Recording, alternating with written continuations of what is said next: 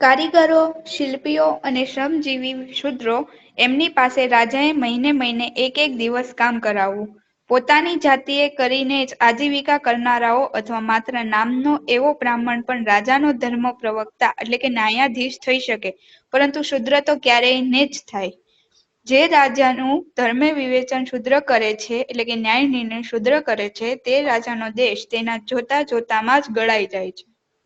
મિત્રો, કારીગર વર્ગો એટલે કે બધા કારીગરો જેટલા હોય ને, લુહાર, સુથાર, માળી, કસારા, બધા આ બધા જે છે એમને મહિને એક વખત મફત કામ કરાવવાની રાજા પાસે એ વ્યવસ્થા હતી કે ભાઈ એના કઈ પણ આપ્યા વગર પણ એક વખત કામ કરાવી શકાય એની પાસે. એટલે કે શૂદ્રને હેરાન કરવામાં કાંઈ પાછી પાની કરી નથી મનુ મહારાજે.